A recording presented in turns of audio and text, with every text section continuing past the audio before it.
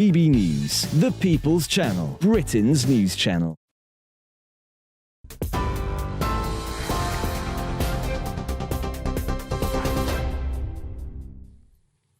You're with GB News. In a moment, headliners. But first, let's bring you the latest news headlines. And RCN nurses will stage another round of strikes after rejecting a pay offer from the government, the same offer which Unison nurses overwhelmingly accepted.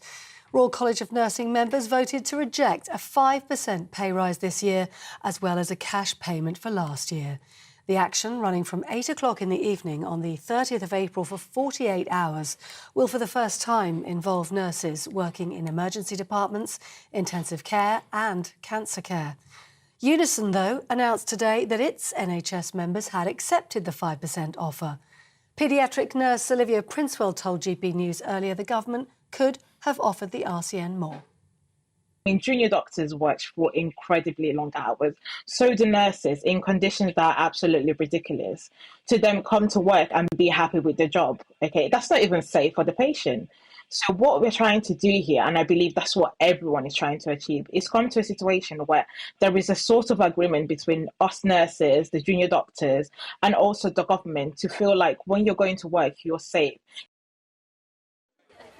Meanwhile, civil servants will hold fresh strikes after the government announced a pay rise of between 4.5% and 5%. The PCS Union's General Secretary described it as insulting and completely inadequate. Staff are due to walk out in May and June across government departments and in areas such as the Met Office. Now, the US President, Joe Biden, is in Ballina in County Mayo for the last engagement of his visit. Earlier, Joe Biden visited Knock Shrine in County Mayo as part of his final day of engagements, where he had a chance meeting with an Irish church and the priest who performed the last rites on his son, Beau. Father Frank O'Grady performed the sacrament for Beau Biden, the last rites. His son died of brain cancer in 2015. Well, the concert at Ballina Cathedral concludes Mr Biden's four-day trip to Ireland. And as he addressed the crowds, he said the bond between Ireland and the US ran deep. The truth of it is, being here does feel, I know you're going to think, it feels like coming home. It really does. Everything between Ireland and America runs deep. Our history, our heritage, our sorrows, our future, our friendship, our joys. But more than anything, hope is what beats in the hearts of all our people. Joe Biden. Now, finally, take that. Sabrin Turfel and Freya Riding are the British singers announced to perform at the King's coronation concert. Also there, American stars Katy Perry and Lionel Richie, as well as Italian tenor Andrea Bocelli. The Coronation Choir, made up of community choirs and amateur singers from across the UK, will also perform, and the event will be held in the grounds of Windsor Castle in front of 20,000 members of the public and invited guests. On TV, online, DAB+ radio and on the TuneIn app, this is GB News. Now, headliners.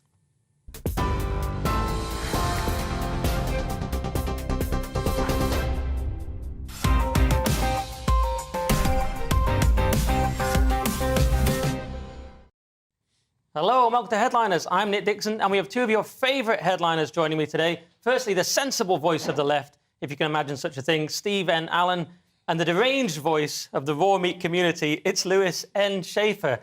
I threw in an N, Lewis. Are you happy with that? Well, you know something? I'll take it. It stands for non-vegetable eater. Do you know what? I am more than that. You're so much more. How are you doing, Steve? That's very smart for a lefty. Thank you very much. Yeah, I thought I'd make an effort to try and blend in and then look around and maybe I don't need to. Yes, I'm the least smart of all of us. It's just something's gone awry there. Anyway, let's crack on and do some of tomorrow's headlines. So let's start with the Daily Mail and fears of chaos if doctors and nurses strike together. The Daily Telegraph has nurses to target A&E in most extreme strike yet. The Guardian goes with nursing strike could go on until Christmas. I'm sensing a theme here. The Mirror, changing the theme with coronation crackdown. That's a story about security at the coronation. The Times, nurses set for more strikes. And finally, the Daily Star, French nick our weather, le storm warning. Those were the front pages.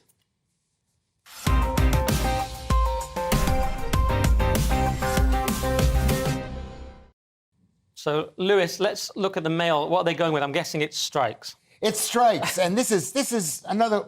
I mean, this is obviously a story, but it doesn't deserve. These people don't deserve. I'll tell you something. I love the NHS. Nobody is treated better by the NHS than I am. I think maybe they want to send a message to America that the NHS is amazing. So I got amazing, sir. And you're there a lot with your gout, and I am there a lot. I've got gout with my high blood pressure, with my type 2 diabetes. I've got it all, and now I've been told I've got high ferritin levels, which means I've got a lot of iron in me. Anyway, You've got a ferritin. Ferritin. Oh. It's like I'm a man of metal. That ferritin is. should we introduce the story and then do the All right, Lewis thing? sorry. Good catch. I forgot we were doing a show here. Anyway, so there's fears of chaos if doctors and nurses strike together. The nurses have been offered 5% increase, and that's not good enough for them. I mean, I seem to remember that we got into this trouble was because everybody basically stopped what they were doing to save the NHS, and we all applauded them. And then the government gave out money which they didn't have, which caused the inflation, which now they're complaining about.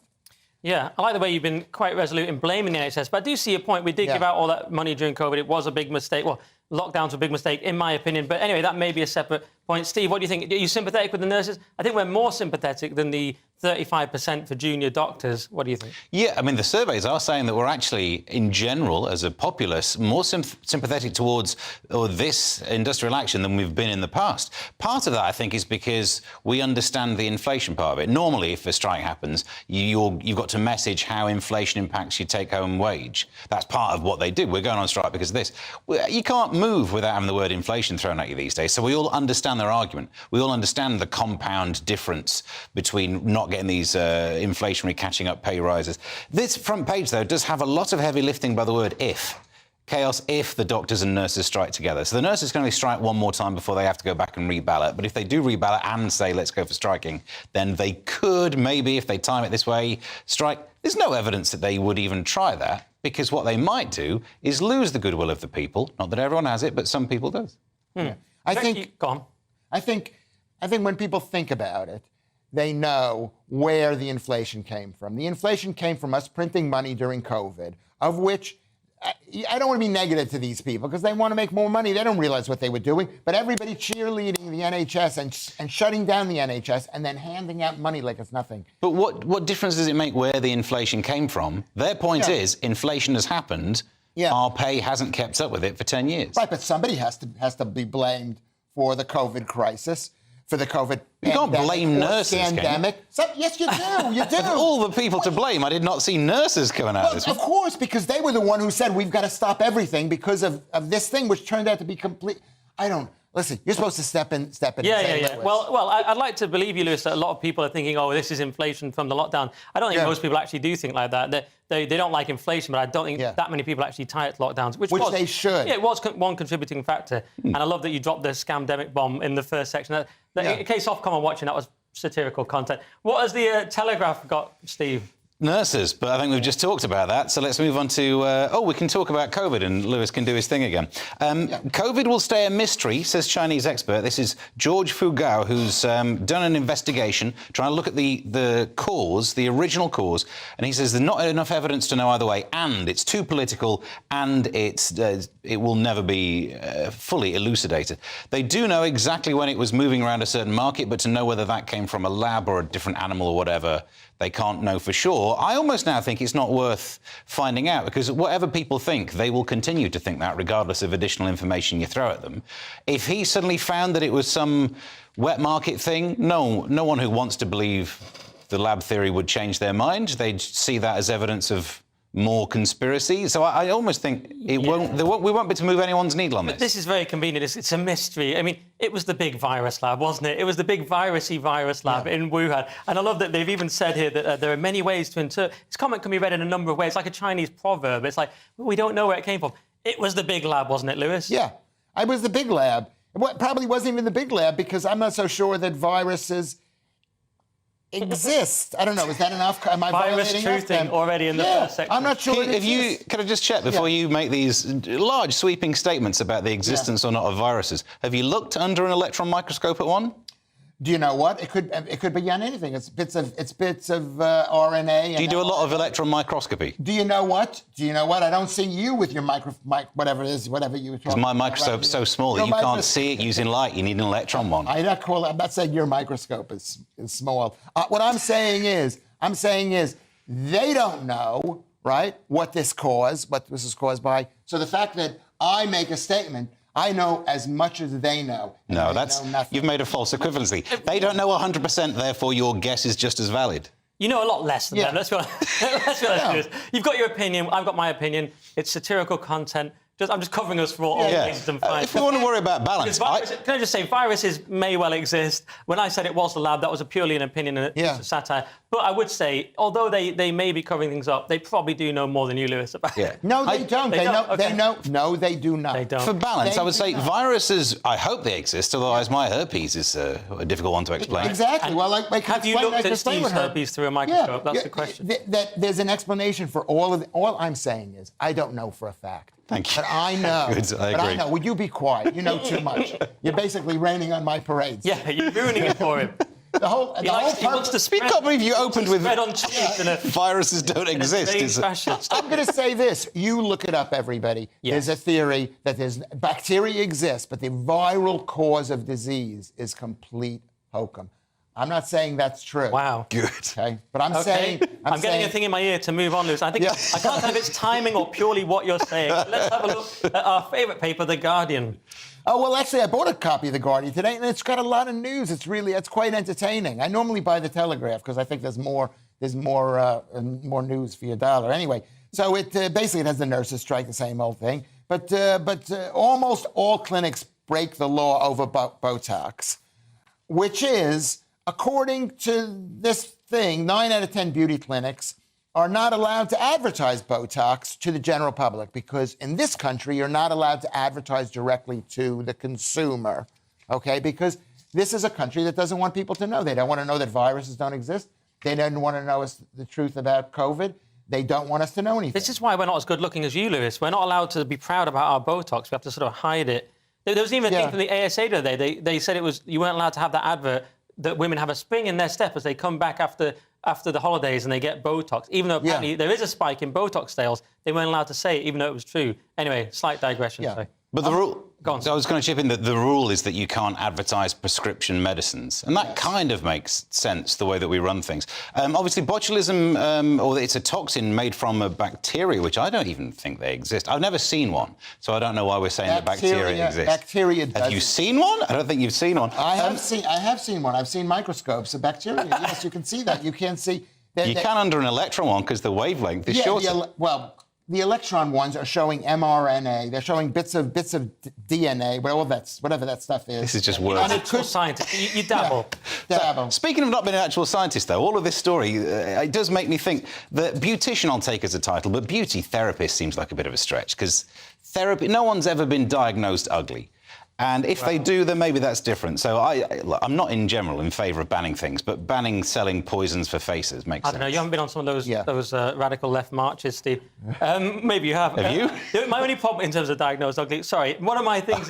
my only problem with this is it says the cosmetics industry is like the Wild West. Was there a lot of Botox in the Wild West? That's one quick question I have about this. But yeah, and also, Lewis doesn't need any of these beauty products. He just puts a cold steak on his face. Do you want to know something? And in my body. But the point is in America, the greatest country in the world, which was created by Britain, which makes Britain the greatest country in the world, okay, is that they're allowed to advertise because they don't baby people. Why should we rely on doctors? We already have enough problems with people going to the doctor saying, I want some antibiotics, and doctors give it to them. If people were turning up saying, I want this brand, because I heard it's great for my dysfunctions. And then the doctor could say, no, we're not giving it to you. They don't say no. They should be saying no to antibiotics. Well, then they should. Sorry, guys, but can we do about a minute on the Daily Star here, Steve? There's no way I'll reach that full minute. Their front page, Le Storm warning. We name storms now, which we import from America, but France got in and named Storm Noah before, because we've got a good system. It's alphabetical. They flip genders from each storm, which obviously is controversial these days. Yeah. And you get a list of the names coming out, but France apparently got in there and called this one Storm Noah. Apparently people care. Was that the first one they called? Yeah, even I'm a patriot, and we're on GB News, but even I'm struggling to care about this one. Yeah. No, it's nowhere even, I didn't know it was even French. I think of the Bible. Spelt wrong, though, isn't it? It's just N-O-A with Right, this one. the trendy... I mean, I get that at least it's linked to rain. You know, they should, maybe we need names like that. They should call them Gale. And that's all the names I can think of. Lewis, you're American. Any opinion on France stealing Britain's storm names? Do you know what? Give them something. They're going through a tough time. France. Storms exist? Fair enough. All right, that was part one. But coming up, driving with no hands. French people are forced to do a tiny bit of work. And the friendly migrant camp coming to a town near you. See you in 2 minutes.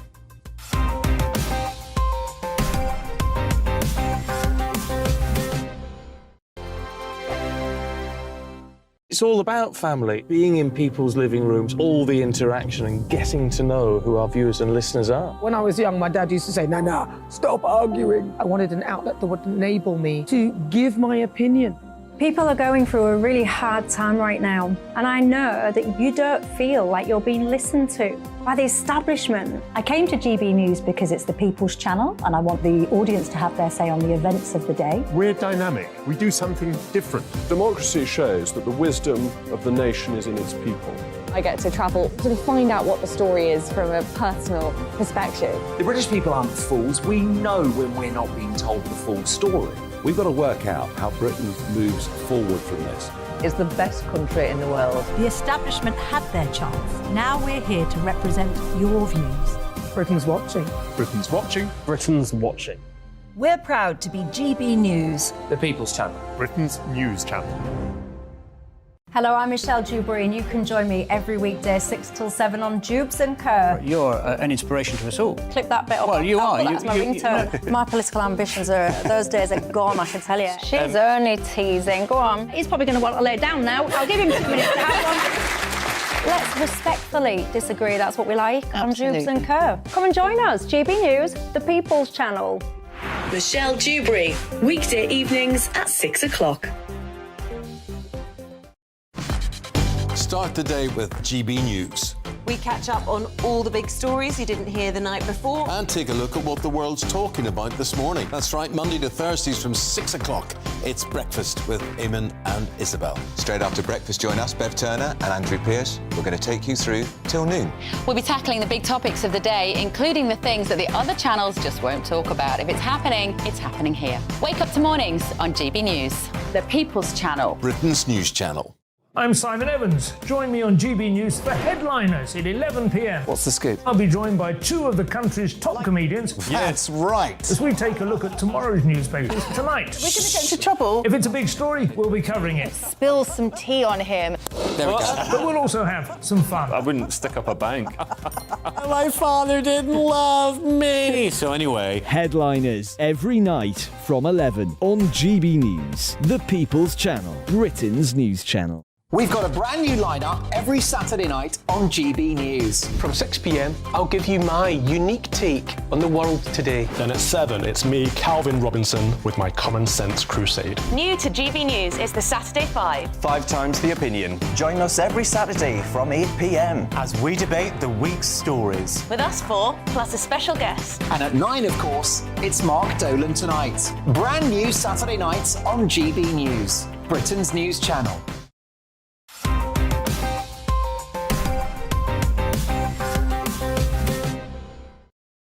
Welcome back to Headliners. I'm Nick Dixon, still here with the most well-dressed lefty in town, Mr. Steve N. Allen, and every vegan's worst nightmare. It's Lewis Schaefer, who's still texting his son. So let's do the times. And local people will have no say in migrant camps appearing in their neighbourhoods. Can't see that bothering anyone at all, Lewis. No, I can't. Should I read what my son wrote about what I said about viruses? If it's quick, yeah. Stop talking about virus being fake. It's stupid, wrong, makes you look like an idiot. This is my son saying this.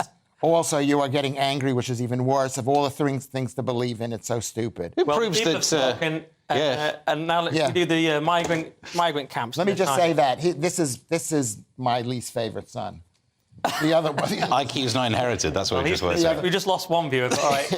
He's his mother. He's his mother's child. He's his mother's child. Anyway, so this is what you said. Exactly what's going to happen. Visitors to give locals no say over migrant camps, which is supposedly in the past that they couldn't build a migrant camp wherever they wanted to because it had to go through planning permission. But because this is Britain, which has no kind of system, which allows things to be a system. Yeah, well put. Okay, is that they're overhauling planning rules, which make it significantly easier and quicker for the Home Office to repurpose government land to accommodate asylum seekers without asking local permission. This is not even news, because we know that the government, the central government, just runs roughshod over everybody. Well, do you know what? Maybe I'm a big gammon, Steve, and I know it's to get them out of the hotels, which is costing a lot of taxpayer money, so there is that. But what bothers me here is it's a matter of urgency. They're streamlining the process. They're getting it. Why can't they build any houses and solve the housing crisis? But when it's a migrant, the migrants are just building stuff immediately. They're just doing it comes up overnight. I suppose it's the same thing of planning permission meets NIMBYism, which seems a bit of a harsh phrase, because sometimes, you don't want loads of houses built in your area. I totally understand that.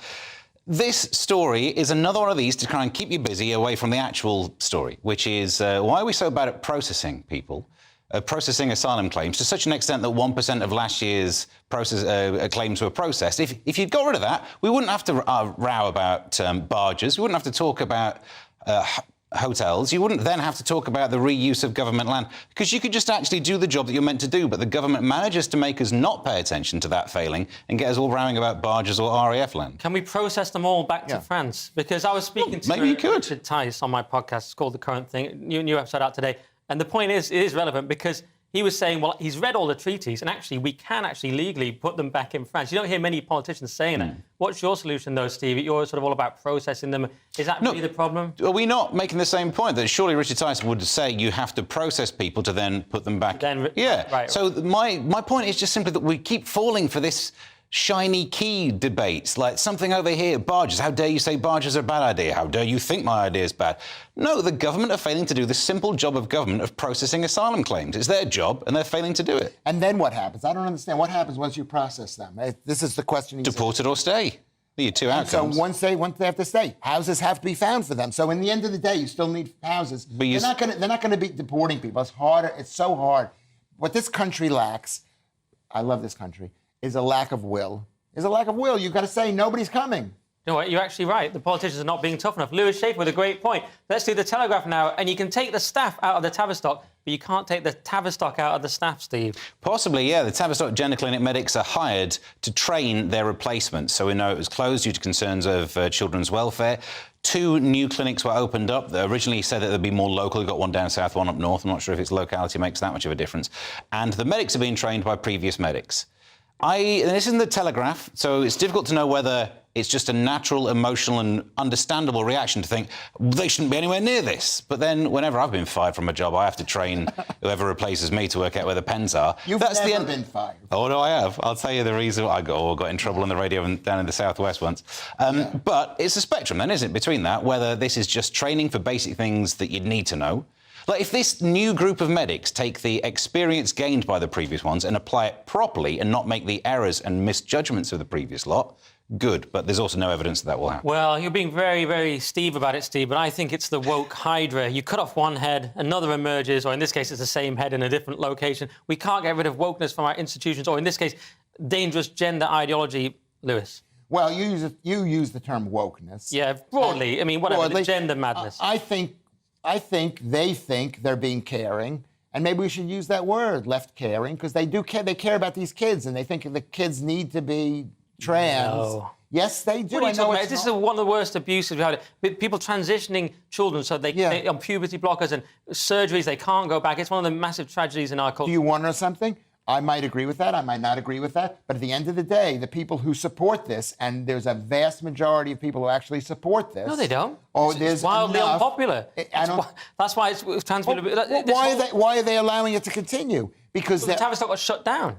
I know they've shut down, but they're opening up 2 different places to do different things. Look what happened to Nicola Sturgeon. Look what happened with the Isla Bryson case. The radical trans movement and the way it affects children especially is one of the most unpopular issues in the country. You might think that, but I think you're living in a bubble. I think I think people don't understand this. When they hear people fighting for this thing, they think that some people think this is horrible. No one can go along with this. But a lot of people think that they're doing the right thing and actually helping more people.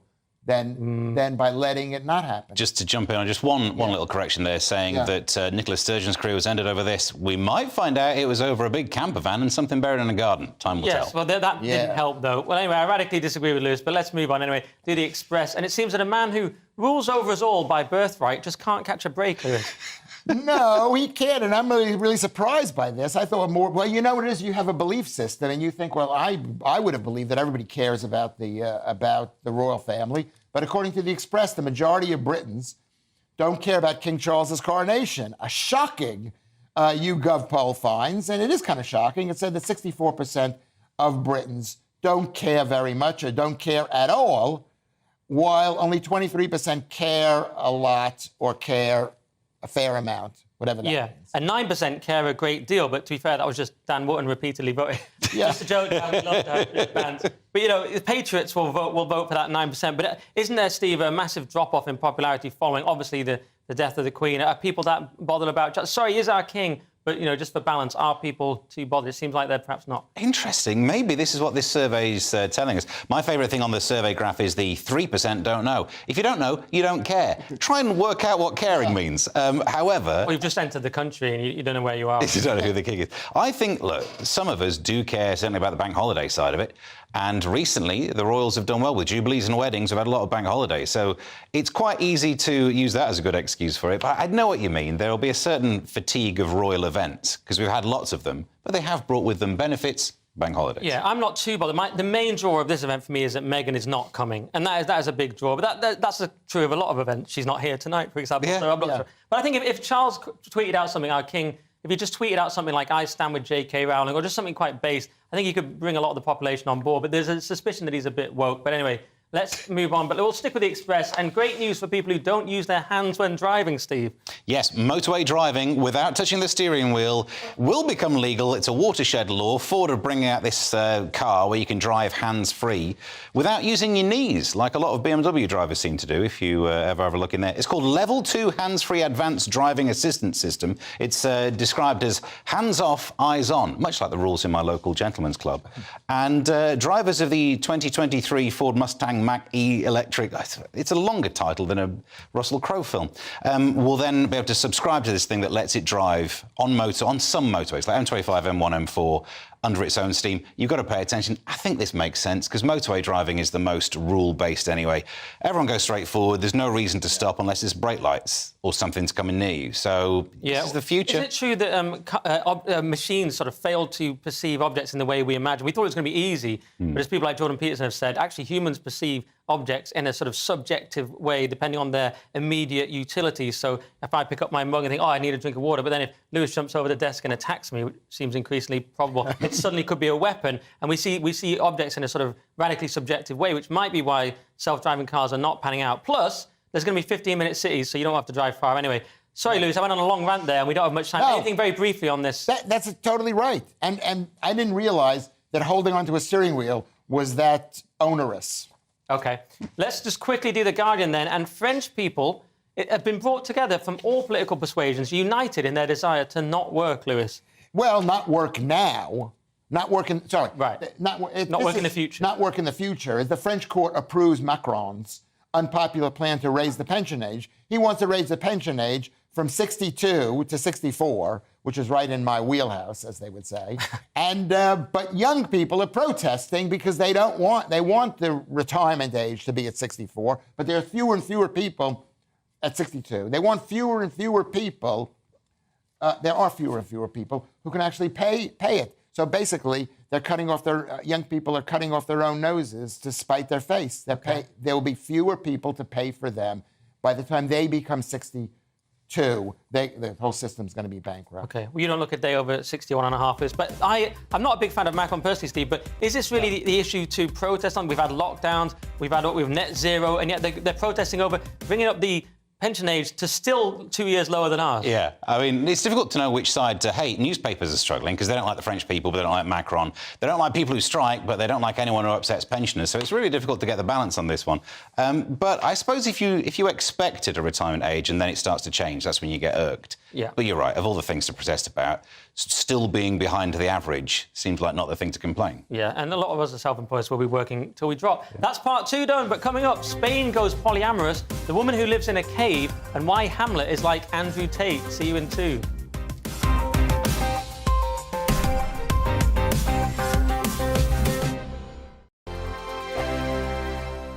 I joined GB News because I was sick and tired of not hearing my views being represented, not just mine, but so many people that I knew and spoke to. I just couldn't get my voice out there. I couldn't say anything. I couldn't do anything. Whatever the narrative was, I kind of had to follow it. GB News is there to provide a voice for those who have been ignored by the establishment media. We think different things, we've got a different style. GB News is here to be optimistic and positive about the future. It's real kind of dynamic and flowing, with the audience very much at the heart of it, like a big family. Here at GB News, we talk about the things that matter to you. Hearing the voices from right across our towns and cities, especially our towns. All sides of the argument represented with a heavy dose of opinion. We're on a mission here to make a difference. And the GB News family really is here for you, and whatever time of day you can watch or listen. Britain's watching. Britain's watching. We're proud to be GB News. The People's Channel. Britain's news channel. Westminster is going around in ever-decreasing circles, followed by the media. Britain is broken. How on earth did we get into this mess? But more importantly, how do we get out of it? Join me at 7 p.m, Mondays to Thursdays on Farage, here on GB News. We will have open, rational debate. We've got to work out how Britain moves forward from this. Join us here on GB News, the People's Channel. Britain is watching. You've probably seen politicians interviewed 1,000 times, but we do it differently. We find out who they really are, we don't shout, we chat, and hopefully we bring a bit of light, not just heat. Did you know Kate Moss? Apparently. Do you have a pair of jeans or a pair of jeans? No, of course I don't. What would I do with them? My friends are like, oh my God, what's she doing now? Join me every Sunday at 6 for Gloria Meets, only on GB News, the People's Channel, Britain's news channel. I'm Jacob Rees-Mogg, the Member of Parliament for North East Somerset and a former government minister. For years, I've walked the corridors of power in both Westminster and the City of London. We need to have the arguments, the discussions on how we make it better. Crop failures, famine, war, suffering on a scale completely unimaginable. We are putting the cart before the horse. As Charles I said at the scaffold, he was the true defender of liberty. Yeah, I've completely derailed the conversation. Join me Monday to Thursday at 8 p.m. on GB News, Britain's news channel. I'm Mark White. As GB News Home and Security Editor, I cover those key issues that are so important to you. Our authorities, our communities doing all they can to combat violent crime. With the public services under unbearable strain, why are we still failing to control our borders? Defence, the first priority of any government, has been continually hollowed out. Can we trust our politicians to protect the armed forces? Join me, Mark White, on GB News.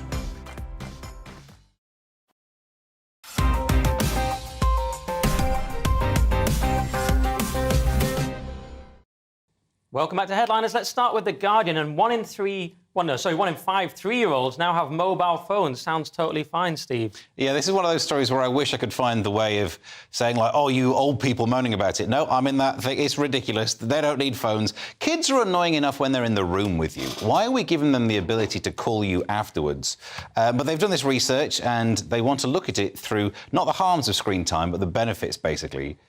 This Professor Tim Smith says not all screen time is the same. Yeah, true, and not all kids need phones, so maybe just don't. The report by Ofcom has looked into it and said that they mainly just watch videos, so just use a tablet or something. And the Ofcom report says they don't know how many of these phones have the capacity to make phone calls, which means they're on O2. But kids do have to grow up with tech these days. You know, we're all... That's a good point. I've got a theory about that, because there was a story the other day from an actress from Peep Show, and she was saying that she was going to take her kids out of her school, very expensive school, because they were going to give iPads to children over 6.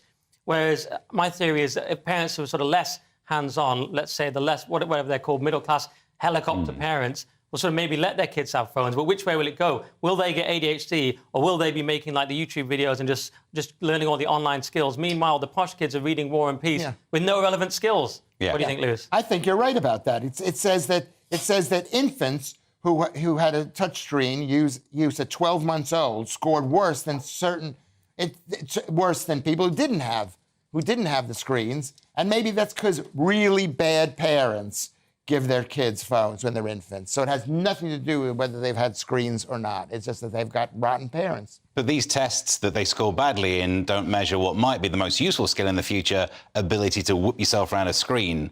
If you don't know how to use tech, you're not going to have a job. So whilst your memory might be slightly not as good as it would be if you had to memorise phone numbers like in the old days, you'd be better at tech. And you'd have more access to more information. Yeah. I don't know, Steve, would you give your... or Lewis, actually, well, it's a bit late for Lewis because your kids are sort of grown. Yeah. Would you give your kids tech at a young age? He's just over 1, and he does know that the 2 most important things in the room are the remote control and the phone. Somehow he's worked out because the attention we pay to it. So he's always trying to nick our phone. He always nicks the remote control so much we bought an identical copy and didn't put batteries in it so that he could be confused by that dummy. And it basically means me and the missus spend all the time going, why is this thing not... Oh, we fooled ourselves more than we fooled our own 1-year-old. Meanwhile, the baby's there just manipulating phone, everything, yeah. choosing the channel. All right, let's do the Telegraph and the latest propaganda aimed at our good friend, Top G, Mr. Andrew Tate. I mean, these people are really obsessed with Andrew Tate. Hamlet is misogynistic. Hamlet is a misogynist, like Andrew Tate claims, Oxford professor. And this is in the Telegraph, and they say there's a show going to be on Radio 4, which I don't think we should be giving Radio 4 any publicity at all. It's the state media, it's state propaganda service, and they're calling Andrew Tate a misogynist, which is he's a self-professed misogynist. He said he was a misogynist. I've called myself a murderer. That doesn't mean I've murdered anybody. Doesn't mean you didn't. It doesn't mean I did, but I did say that I did as a joke sometimes. And it's basically they're obsessed with Andrew Tate. I don't know what the word misogynist means. I know what it means because I looked it up. It means somebody who hates women. But the truth is that most men do not hate women, and women think that men are misogynistic if they don't have a good relationship with their father or they don't have a boyfriend. So I think it comes from a bitterness thing. It's got specific now. I'm not sure about any of that, but hasn't this person discredited himself anyway, Steve? Because it's like, OK, or is it actually a woman? Is it Professor Emma Smith? Has discredited herself because it's like, OK, we don't like Andrew Tate. You know who else we don't like? Shakespeare. And then goes on to say that there are boring parts of Shakespeare you should skip and they shouldn't do the 3-hour versions. Yeah. Philistine, surely. Well, I think in part of this story is just maybe trying to get more interest in Shakespeare by saying, do you know who one of his characters is a bit like? Someone from the news. Hey, kids, it's like a supply teacher trying to get you to read the story. Hey, this is really cool. But also... Because teachers hate Andrew Tate and they do classes to sort of re-brainwash kids out of his content. But this, you're trying to get people to tune into a radio show. I imagine this is the interesting angle. When you read through the list of people who are on it, there are some right-wing voices as well discussing these things. Some right-leaning voices, I imagine they'd prefer to be called. So I don't know. Part of this is just PR. Michael Gove is there saying Shakespeare was conservative. And they've also managed to work in Will's self in case it wasn't smug and annoying enough. And by the way, we just got some breaking news. I think it is relevant. This is about the BBC. You just mentioned its bias. Yeah. We just heard that Elon Musk has called the BBC left-wing following that viral interview where they asked him that silly question about there's lots of sexist and racist things on my For You feed, James Clayton said, and then he couldn't cite a single example, and Musk has branded him left-wing. Do you agree? No, I don't agree, because it's just a difference in interviewing styles from American interviewers and British interviewers, and Americans don't understand how British interviewing works.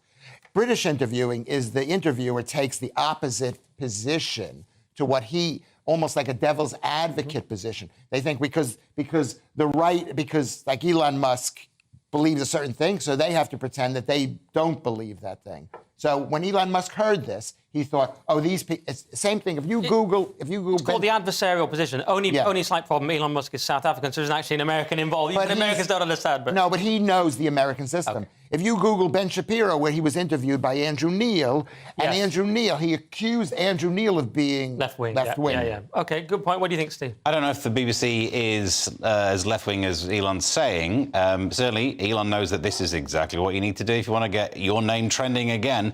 But I used to work on a show on the BBC, we saw the complaint list one week. I got quite a lot of complaints for some of the jokes. But the BBC in 1 week received as many complaints for being left-leaning as it did for being right-leaning. There is an effect. It's like a confirmation bias. If someone says something that you agree with, you don't even count that. That's not even data, of course. Someone says you disagree with, how dare this thing I'm paying for have that voice on it? Well, I'm on Musk's side. I thought he totally humiliated that guy. But let's move on and do the Times. And half of Spanish people are essentially perverts, Steve. Yeah, half of Spaniards approve of polyamory, so men.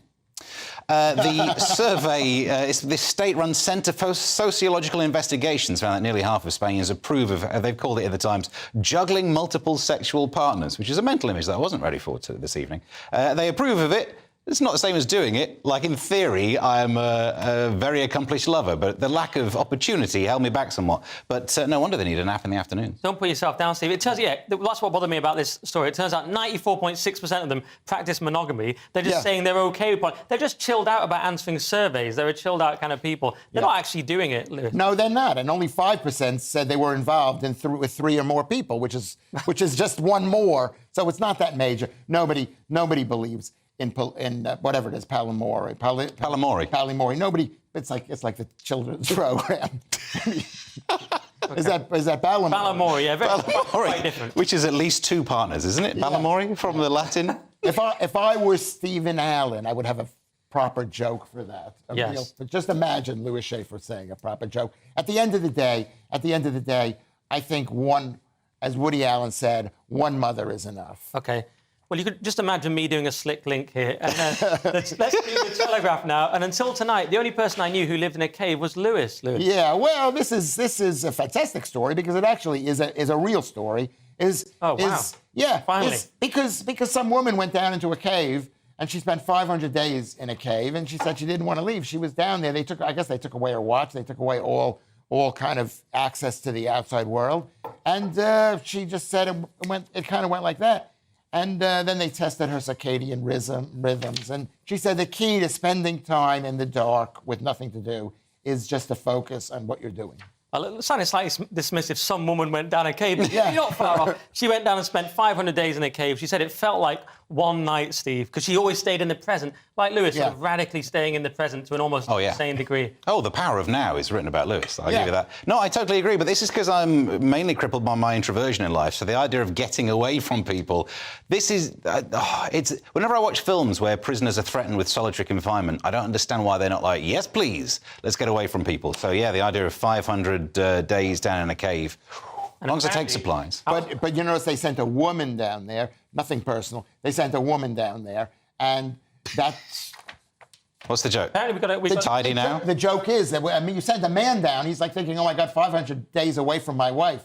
I was going to end this story before Lewis got himself in trouble. Apparently we have a video of her coming out of the cave, is that right? Here we go. And when she came out, she said, I need a shower. Which makes sense after 500 days. Possibly 2 showers, I don't know.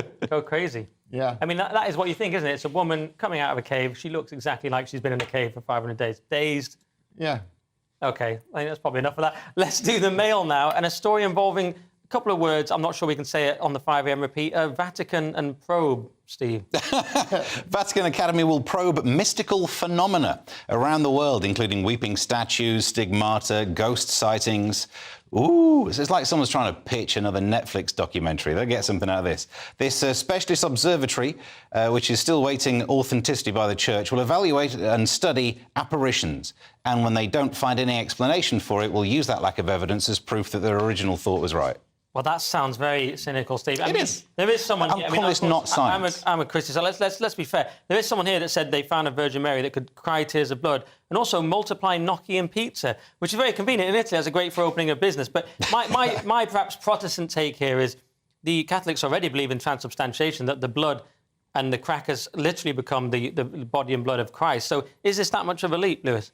No, it isn't. What I found was interesting is that they don't call it miracles, which is the religious thing that God was involved. They call it mystical phenomena. Right. Is that these people, the Church doesn't even back up their own belief system. You have to prove a miracle. Am I right? No, I see what you mean. It sounds like a sort of Channel 5 show from the night. Mystical phenomena, like we're trying to fill some airtime. Get a few talking heads. Steve, you could probably do it. I'm available for the voiceover, let's be honest. But yeah, it doesn't strike me as proper sciencey science, because these things, whenever you ask a question that the person you're asking it to can't answer, that doesn't prove you right. It's not supposed to be science, it's the church. That's not the point. Well, I think we should give the Catholics a break. But yeah, let's follow the sciencey science. So that's part 3 in the bag. But coming up, the man who walks his seagull like a dog, the frog that looks like bird poo, and the fart that killed 18,000 cows. Our producers are having fun at least. See you in 2.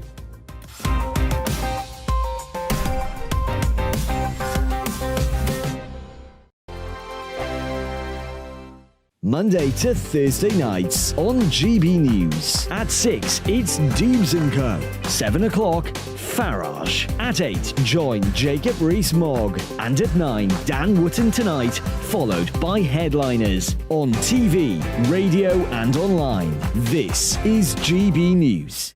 First and foremost, I am a GB News fan, and I was before I was working here. Just love the fact that we're asking the questions that a lot of establishment media won't ask. With a bit of a twist, we not only want to inform you, but we want to keep you entertained. It's worth the drive because you get in and the team's all ready and waiting, they're itching to go, and it's a proper little family. GB News is the People's Channel. It's the audience that makes the programme sing. We're giving our viewers and our listeners a voice. I see the thousands of your letters, tweets, emails, you name it, coming in. Britain is broken. How on earth did we get into this mess? But more importantly, how do we get out of it? The establishment had their chance. Now we're here to represent you. It's time for something different. It's time for GB News. I'm very patriotic. I believe in Britain. Our best days lie ahead. Britain's watching. Britain's watching. Join us here on GB News. The People's Channel. Britain's news channel. Join me, Patrick Christie's, Monday to Friday, 3 till 6. We tackle the day's news agenda like you've never seen before. It's high tempo, high octane, the most controversial topics, and the best guests. You will not be able to take your eyes and ears off it. I'm not afraid to ask the questions that you really want answered. 3 till 6 p.m, Monday to Friday on GB News, the People's Channel, Britain's news channel. GB News has its own late-night paper preview show, Headliners, where comedians take you through the next day's top news stories. You don't have to bother reading the newspaper, we've got it covered for you. Headliners, every night at 11 p.m, and repeated every morning at 5 a.m. We won't send you to sleep like some of the other paper review shows out there. GB News, the People's Channel, Britain's news channel. Join me, Camilla Tominey, on Sunday mornings from 9:30, taking the politicians to task and breaking out of SW1 to see how their decisions are affecting you across the UK. Bursting the Westminster bubble every Sunday morning, only on GB News, the People's Channel. Britain's watching. Hello, I'm Calvin Robinson. Do not miss my Common Sense Crusade Saturdays at 7 p.m. Join me for some in-depth discussions on faith. Is that not the start of the slippery slope? It's very much so. And the big moral questions of the day. I'm baffled. You've got some nerve. Only on GB News, the People's Channel, Britain's news channel. I'm Andrew Doyle. Join me at 7 o'clock every Sunday night for Free Speech Nation, the show where I tackle the week's biggest stories in politics and current affairs with the help of my 2 comedian panellists and a variety of special guests. Free Speech Nation, Sunday nights from 7 on GB News, the People's Channel, Britain's news channel.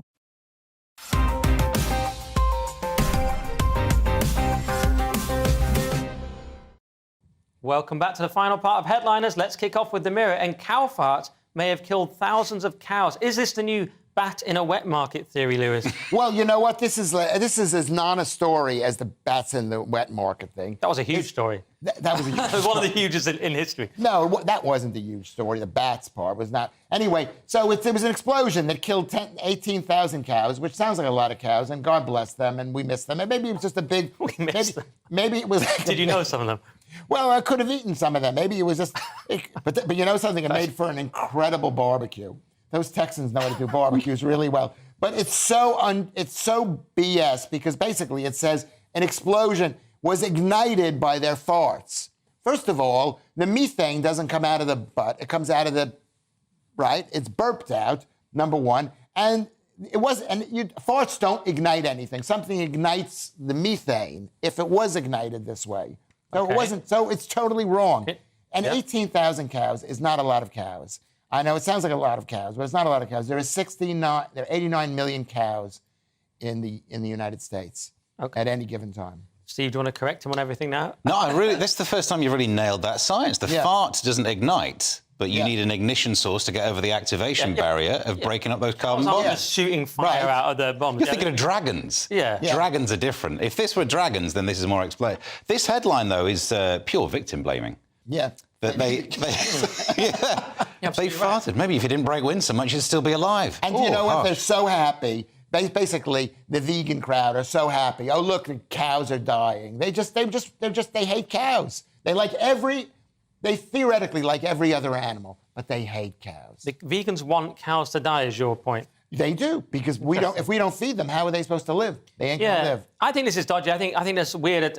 When it first came out, I thought, is this one of these weird attacks on farming we're seeing around the world? I just think it's a bit... I mean, cows got blamed for climate change. Now they're getting blamed for this. It just doesn't really add up to me. Do you really believe this was the cause? I mean, I can't... I'm speculating in a satirical way. I do possibly believe it was the cause, because they might have bad fans in the barns. Okay. I mean, I watch the things. Yeah. I don't know. Just to add to that, I mean, if these cows were still out in a field or the old way of farming, you couldn't really build up enough methane to blow up this many. So there is a point about modern farming. That it's indoors. Can I just ask you a question? Because you're Mr. Know-it-all. How many states have... This took place between Amarillo and Lubbock in the North Panhandle. It's already too long gone. Of Texas. How many states have panhandles? No idea. How many is it? How many states No have idea. Did we find people out there, how on the many show? states in America? What's a panhandle? States. I can answer how many viewers just turned off. No, you know how many states have Every state has panhandles, because there are pots and pans in every state, and they need a pan. Brilliant. People, let's definitely move on now. So let's do the Telegraph with another frog disguising itself as a bird poo. Joke. Lewis, we're doing the Telegraph. It's another frog disguising itself as bird poo story. Aren't we sick of this narrative by now, Steve? This is evolution at its best. Mother Nature. This poor frog, I mean, really, in many ways, evolution is a lottery, and some come out the other end like an eagle, majestic. This frog, to make sure it's not eaten in Papua New Guinea, looks like bird poop, because other animals will be going around, I'm not going to eat that. Last time I did that, it tasted like it came out the back end of a bird. So they hide in plain sight by evolving in the same way that moths try and blend in with the tree colour. This poor frog looks like poopadoop. It's called the Crater Mountain Tree Hole frog. And tree hole makes this whole thing worse, doesn't it? But will the predators just adapt to like bird poo and be able to seek it out? And a lot of animals like bird poo, maybe. But I'll tell you something. Human beings do the same thing. We look at how like Amber Heard became beautiful to make people convinced that she was a lovely person. That is exactly the same. Let's do the Metro now. And a man in Lancashire who takes his seagull for a walk makes me proud of my northern heritage, Lewis. Yeah, this is another one of those stories. A guy was caught walking down the street in Blackpool, which I've been to, which is a lovely town, and in Lancashire, holding on to a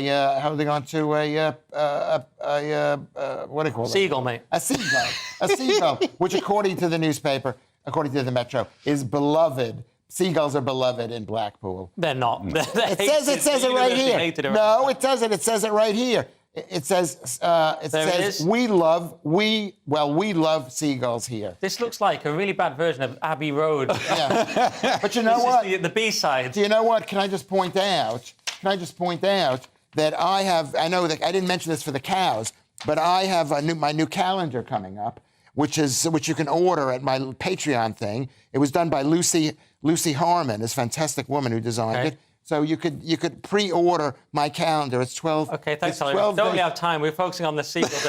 Steve, any comment before we? When we had the picture, it looked like a rather reticent seagull. It didn't really want to be going for a walk, which I'm not in favour of. And also, don't take a seagull for a walk. Just turn it with chips, and they will come to you. If you build it, and they will shouldn't come. have dragged them. Let's do the Express. And not sure why the producers have placed this horrific story in the funny section, but it's about eating dogs, Steve. Yeah, the Chinese Dog Meat Festival is going to be bigger than ever before to try and attract tourists. They want to put on a show to attract tourists. I don't think China understands what tourists are probably wanting. Probably not to see the dog that you could then later eat. And also, maybe lay off having lots of live animals hanging around that you can eat. Bad time for it. Bad PR. Lewis, anything that won't get us in trouble on this? I'm a cat person. OK. They are tasty. All right. I mean, you feel for people. I mean, over time, these Chinese people, they've gone through some rough times, and they had to eat something. And they grew a fondness for liking this kind of food. We eat crazy food. We eat lobster and shrimp and all sorts of horrible. Did you mean they've been through some rough times? And we eat broccoli. Rough, did I say? He said rough like a dog, rough. Oh, It's like a joke. It was good. You missed it. Can you keep your comedy down? I mean, I know this is supposed to be a comedy program, but it's supposed to have more than that, too. All right. I mean, it's just like calendars. Joke. Like calendars. Should we do you one mentioned more? my calendar. I've got January. Sadly, we have no time for this calendar. It's not going to be this size, probably. Let's do some advice on how to behave online from, of all people, The Guardian, Lewis. Well, I didn't read this entire thing because people don't. I think the key thing is it's a huge article. You can go. I would actually recommend that people read this. And so you don't have to. That's like Lewis. You had one job. You had one job. Basically, what this is for the viewer, I can tell. It's a kind of a Guardian think piece on how to behave online, which is quite ironic when you've got people like Owen Jones working for you. But what was your take, Steve, on this lovely advice? They say things like gossip with caution. That's quite good advice in general. Yeah, exactly. Lots of it is coming up with rules. Like, make your own rules. It's online. Play it cool. Doesn't make much sense. And then never unfollow. No, unfollow some. Have you seen people online? Some of them deserve an unfollow or a mute or a block. No, it just makes people angry. And you know what? If you unfollow them, they could be really good people having a bad day at the other side of a darkened room somewhere in the rest of the... People are all right. No. Online, they have a tendency of seemingly saying horrible things. OK. Well, we've got to go to the papers. That's the show. Thanks, Lewis. My tactic with Lewis is just mute him, don't actually unfollow him because he gets offended. All right, so let's have a look at the papers. So... Do you really mute me? No, I don't, Lewis. I'm always replying to you. How could you even think that? So let's do the Daily Mail and fears of chaos if doctors and nurses strike together. The Daily Telegraph has nurses to target A&E in most extreme strike yet. Guardian, nursing strike could go on until Christmas. The Mirror goes with coronation crackdown. Fairly dull story about security. The Times, nurses set for more strikes. And finally, the Daily Star, French Nicar weather, Le Storm warning. And that is pretty much it for the show. Thanks to Steve N. Allen and Lewis Schaefer. And I reckon I'm back tomorrow on the panel. So join us again at 11 p.m. Or if you're watching at 5 a.m., then stay tuned for breakfast. And thanks to everyone who's been watching Headliners. We've got some amazing views. And we'll see you again tomorrow night. Are you really...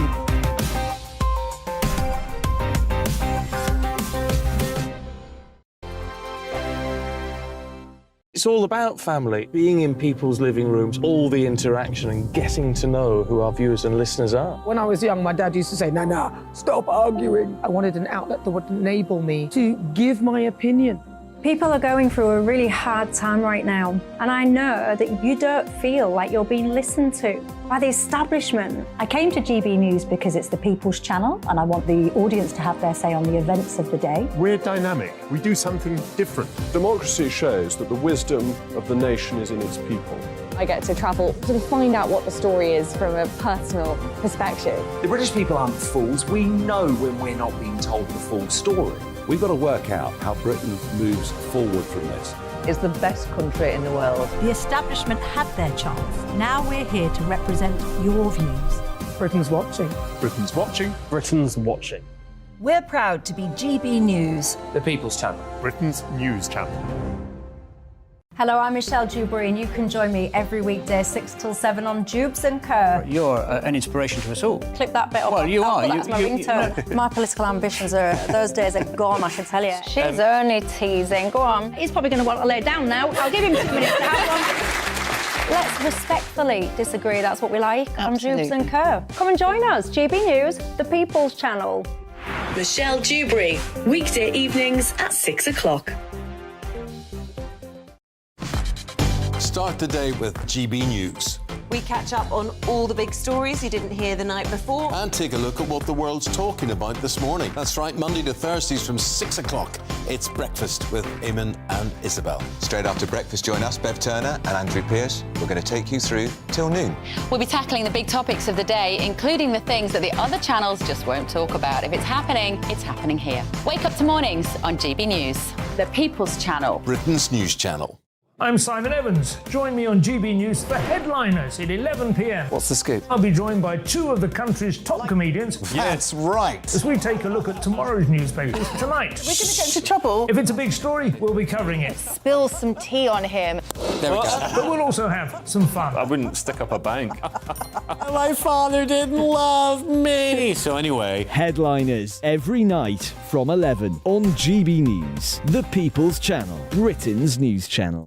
We've got a brand new lineup every Saturday night on GB News. From 6 p.m, I'll give you my unique take on the world today. Then at 7, it's me, Calvin Robinson, with my Common Sense Crusade. New to GB News is the Saturday 5. 5 times the opinion. Join us every Saturday from 8 p.m. as we debate the week's stories. With us 4, plus a special guest. And at 9, of course, it's Mark Dolan Tonight. Brand new Saturday nights on GB News, Britain's news channel.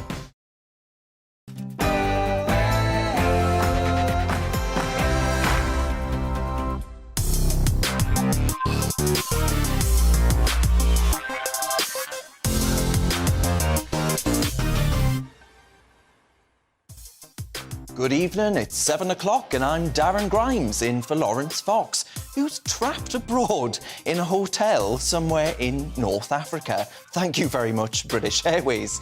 First up, folks, President Biden is doddering his way around Ireland at the moment, looking for some routes. We'll be giving you the analysis from across the pond on both sides to see how they reckon it's landed. Then I'm going to debate the week's news with the Fox and Hounds panel. I'm the Fox and I welcome 2 news hounds to digest Labour in an internal trans row. Whether or not a convicted rapist should be allowed to keep and spend a lotto win, and the end of days drama that is Tupperware, unfortunately. And finally, and most importantly, I want to hear from you. Send me your views at gbviews@gbnews.uk. That's all coming up after the headlines with the wonderful Polly Middlehurst.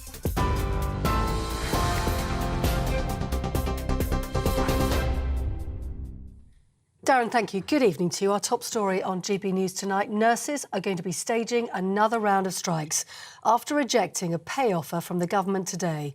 Royal College of Nursing members voted to reject the offer of a 5% pay rise this year, as well as a cash payment for last year. The action will run from 8 o'clock in the evening on the 30th of April for 48 hours, and for the first time will involve nurses working in emergency departments, intensive care and cancer care. It follows an earlier announcement by Unison that its NHS members had overwhelmingly accepted the same offer. Paediatric nurse Olivia Princewell told GB News she thinks the government could have offered more. Junior doctors work for incredibly long hours. So do nurses in conditions that are absolutely ridiculous. To them come to work and be happy with their job. Okay, that's not even safe for the patient. So what we're trying to do here, and I believe that's what everyone is trying to achieve, is come to a situation where there is a sort of agreement between us nurses, the junior doctors, and also the government to feel like when you're going to work, you're safe. A mother and a father have been found guilty of murdering their baby son on Christmas Day. Stephen Bowden and Shannon Marsden inflicted repeated acts of severe violence on their 10-month-old baby boy, Finley. He'd only been placed back in their care for 39 days before he was killed, despite social workers asking for a longer transition period. A child safeguarding review has now been launched. French lawmakers have today voted in favour of raising the pension age in the country from 62 to 64. Protesters have been gathering in front of City Hall in Paris to voice their opposition to the government's decision. There's been some trouble tonight with some vehicles on fire as well. President Macron's pension reform triggered weeks of protest right across the country. The new legislation, which was given the go-ahead by France's Constitutional Council, will be implemented from the 1st of September. However, union leaders have said that if Macron enacts the pension law, no union leader will engage further talks with him. Now, the US president has been brought to tears after a chance meeting at an Irish church with the priest who performed the last rites on his son, Beau. Father Frank O'Grady performed the sacrament for Beau Biden, who died of brain cancer in 2015. The president visited Knock Shrine in County Mayo as part of his final day of engagements. It brings Mr Biden's 4-day trip to Ireland to a close, which the former Taoiseach Enda Kenny called the longest presidential visit ever to the island. And just lastly, a European rocket is on its way to Jupiter right now, 4.1 billion miles away, to explore whether or not it can support life. It's going to take more than 8 years for the 6-ton spacecraft called JUICE to get there. It's going to spend around 3 years using instruments to investigate whether the planet's 3 moons can support life in its oceans. It's a £14 billion mission, and if all goes well, JUICE should reach Jupiter by July 2031. You're up to date on TV, online, DAB+ radio and on the TuneIn app. This is GB News, Britain's news channel.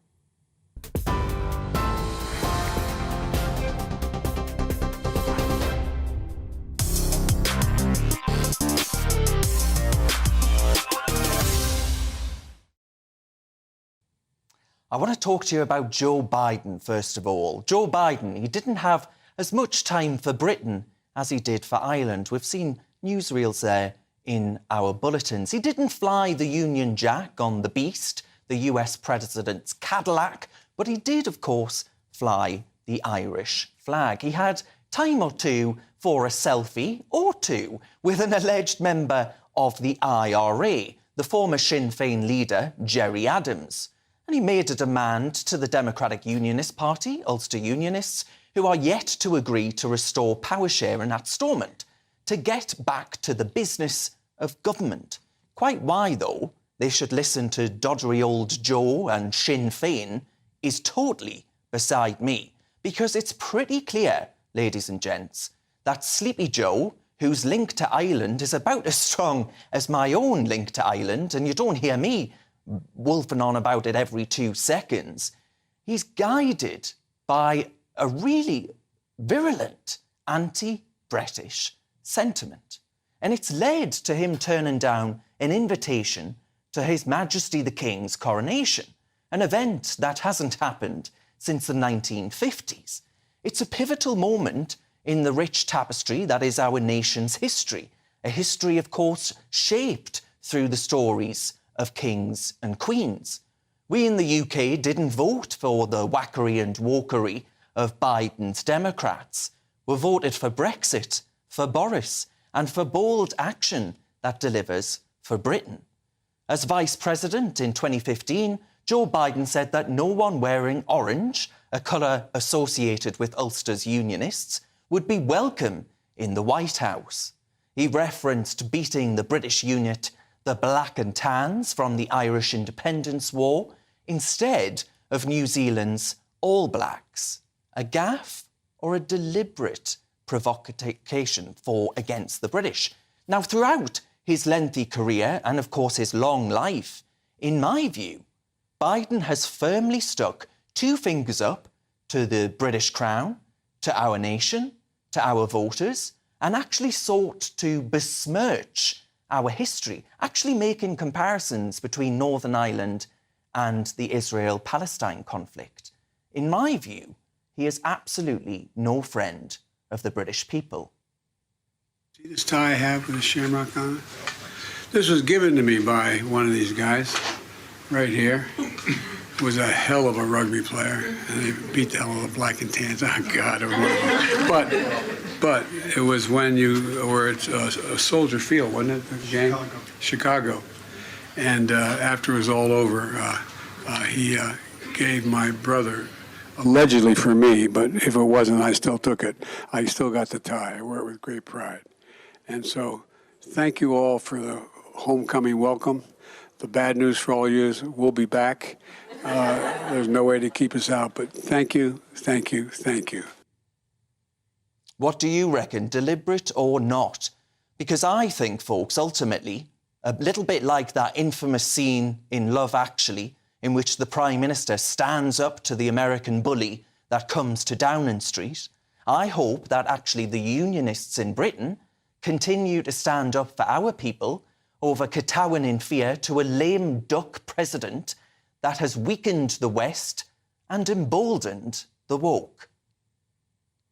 As always, though, I want to hear your thoughts. Do you reckon President Biden is anti-British? Email gbviews@gbnews.uk or tweet me @gbnews.